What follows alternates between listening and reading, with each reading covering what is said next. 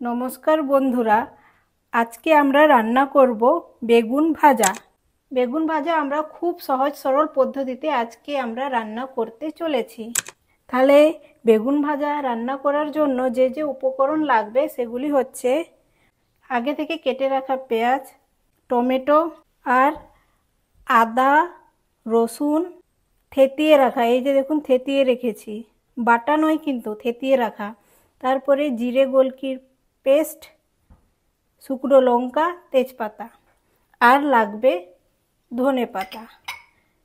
চলুন তাহলে জেনে নিই কীভাবে সহজ সরল পদ্ধতিতে আজকে আমরা বেগুন ভাজা রান্না করতে পারবো। আজকে এমনভাবে বেগুন ভাজা রান্না করব, দেখবেন বেগুন ভর্তার টেস্ট ভুলে যাবেন। চলুন তাহলে আমরা ঝটপট রান্না করে ফেলি আজকের বেগুন ভাজা। প্রথমে আমরা সর্ষের তেল ঢেলে নেব। এই যে বন্ধুরা দেখতে পাচ্ছেন তেল গরম হয়ে গেছে। এবার এর মধ্যে শুকনো লঙ্কা দিয়ে দেব আর একটা তেজপাতা দিয়ে দেব। এই যে বন্ধুরা দেখতে পাচ্ছেন লাল লঙ্কাটা লাল থেকে কালো হয়ে গেছে। ঠিক এই সময় আমরা আগে থেকে কেটে রাখা পেঁয়াজ গরম তেলের মধ্যে দিয়ে দেব।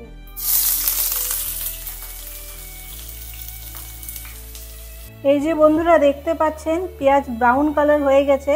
ঠিক এই সময় আমরা বেগুন দিয়ে দেব, ভালো করে নাড়িয়ে চাড়িয়ে নেব।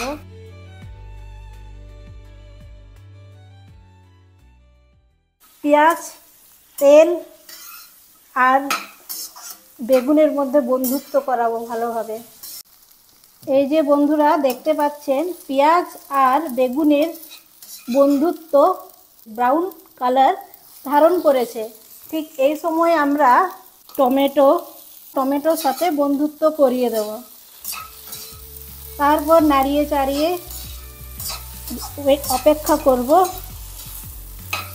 তো বন্ধুরা তারপরে আমরা স্বাদ মতো লবণ দিয়ে দেব। তারপর ভালো করে নাড়িয়ে চাড়িয়ে নেব।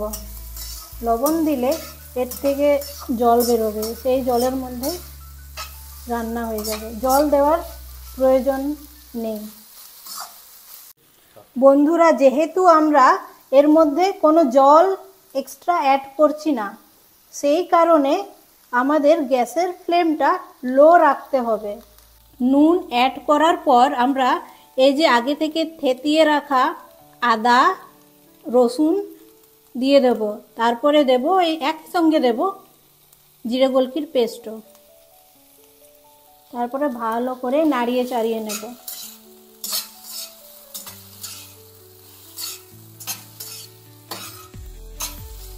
গ্যাসের ফ্লেমটা কিন্তু সবসময় মনে রাখবেন লোই থাকবে। এরপর আমরা কিছুক্ষণের জন্য ঢেকে রেখে দেব। এই যে বন্ধুরা দেখতে পাচ্ছেন বেগুন, টমেটো, পেঁয়াজের বন্ধুত্ব একদম প্রায় রেডি হয়ে গেছে। ঠিক এই সময় আমরা অ্যাড করে দেব কুচনো ধনেপাতা। ভালো করে নাড়িয়ে চাড়িয়ে নেব। দেখতে পাচ্ছেন এই যে টমেটো পুরো গলে গেছে।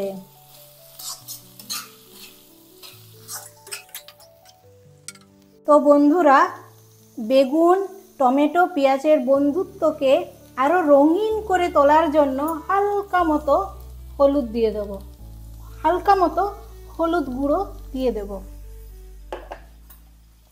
এবার নাড়িয়ে চাড়িয়ে নেব। এই যে বন্ধুরা দেখতে পাচ্ছেন বেগুন, টমেটো, পেঁয়াজের বন্ধুত্ব রেডি হয়ে গেছে। এই যে বুঝবেন কখন, যখন কড়াইয়ের মধ্যে এইভাবে চিটে চিটে আসবে। এবার নামিয়ে নেব, নামিয়ে পরিবেশন করব।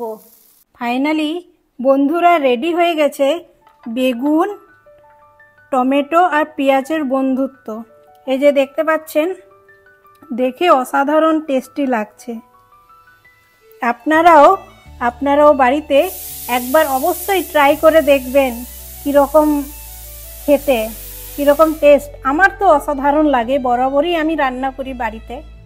তো আজকে মনে করলাম চলুন আপনাদের সাথেও শেয়ার করি, তাই শেয়ার করলাম।